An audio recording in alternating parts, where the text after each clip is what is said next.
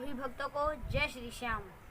ओम स्वस्ति न इंद्रो वृद्धसर्वाः स्वस्ति न पूषा विश्ववेदाः स्वस्ति नस्तार्क्ष्यो अष्टनेमिः स्वस्ति न बृहस्पति दधातु। नमस्कार दोस्तों, जय श्री राधे, जय श्री कृष्णा, जय श्री श्याम। जैसा कि आप सभी को पता है, पिछले वीडियो में हमने चतुर्थ अध्याय पर अध्ययन किया, तो उसमें बताया गया था कि किस प्रकार एक गीता पाठी ब्राह्मण या साधु के स्पर्श मात्र से वैकुंठ धाम की प्राप्त होती है, अधम देह छूट जाती है। इसी प्रकार हम आज चर्चा करेंगे गीता जी के 5वें अध्याय पर। जय श्री राधे। अर्जुन जी बोले, हे कृष्ण, तुमने पहले कर्मों का त्याग करने को कहा, फिर कर्म की प्रशंसा करते हो।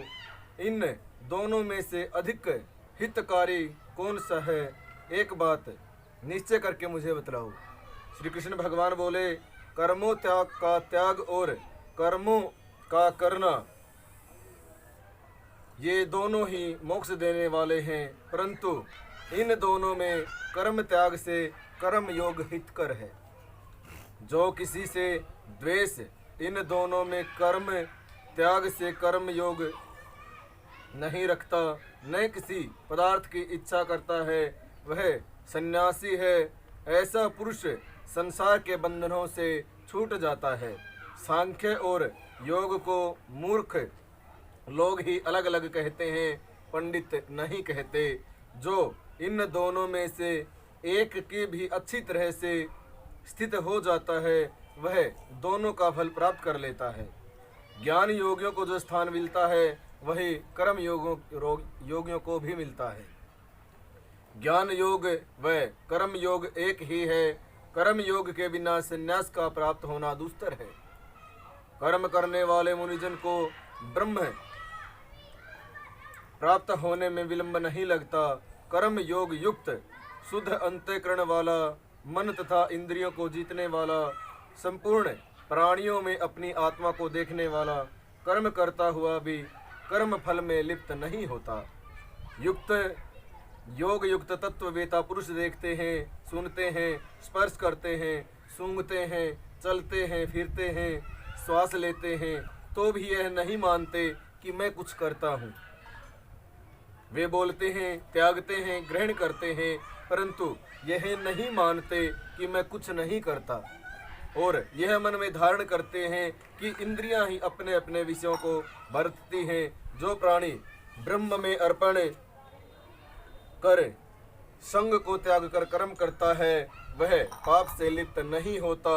जैसे कमल पत्र पर जल नहीं ठहरता, योगी जन के शरीर से, मन से, बुद्धि से तथा इंद्रियों की आसक्ति से रहित होकर आत्म शुद्धि के निमित्त कर्म करते हैं। योग युक्त पुरुष कर्म का फल त्याग कर मोक्ष रूप से शांति का लाभ प्राप्त करते हैं, और जो योग रहित है वह कर्म की इच्छा के बंधन में पड़ जाता है।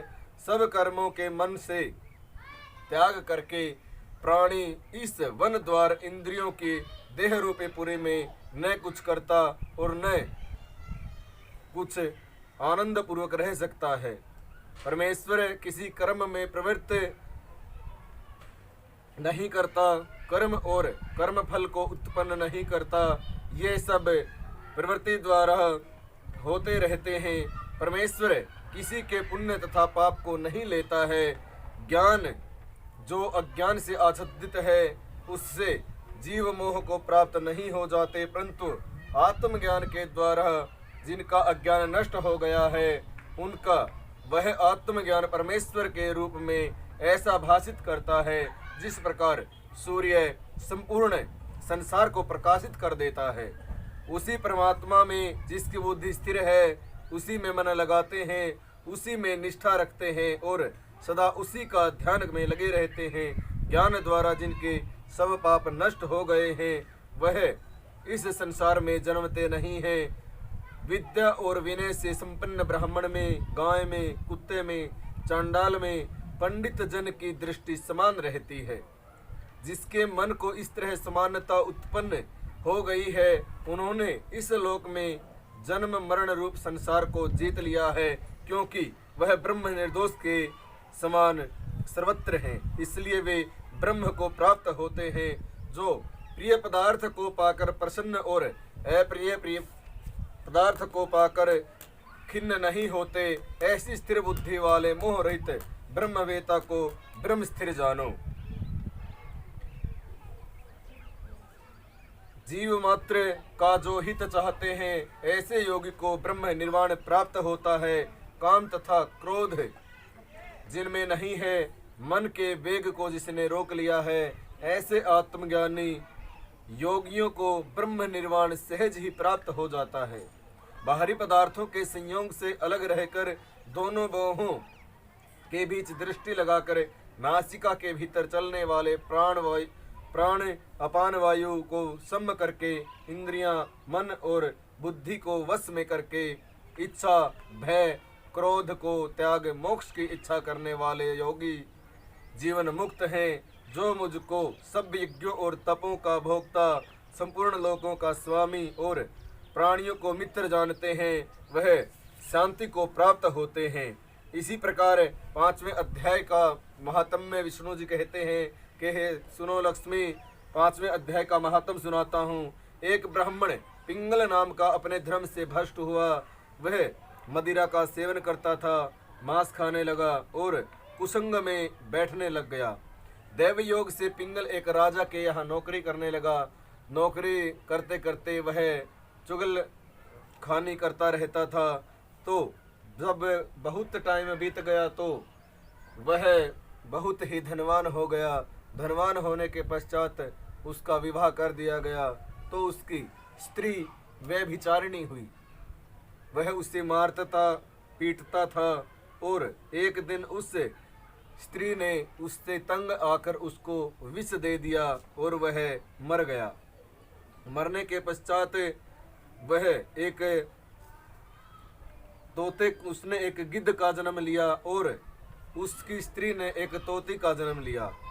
वह एक दिन वन में बैठे तो एक तोता और तोते ने पूछा कि तुमने ऐसा क्या कार्य किया जिससे तुम्हें तोते की योनि मिली।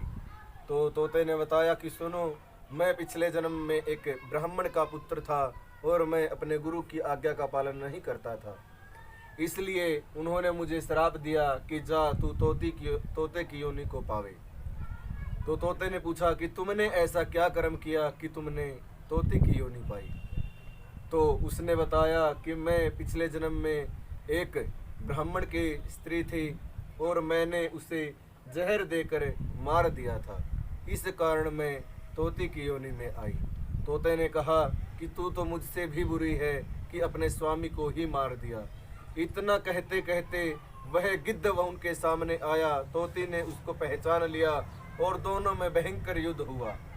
तोती डर के मारे आगे आगे भागती रही, पीछे पीछे गिद्ध। तो वह थक कर एक शमशान भूमि में जा गिरी।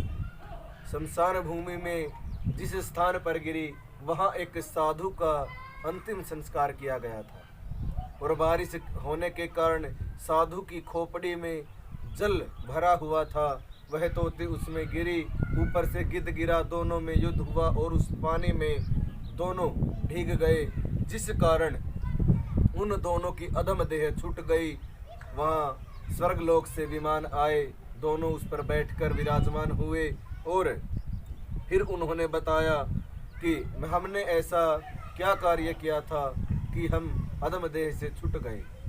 तो श्री कृष्ण भगवान ने बताया कि तुम जब लड़ते हुए उस खोपड़ी में गिरे, वह एक गीता पाठी साधु की थी और उसके स्पर्श मात्र से तुम दोनों की अधम देह छूट गई और तुम वैकुंठ धाम को प्राप्त हुए, स्वर्गलोक को प्राप्त हुए।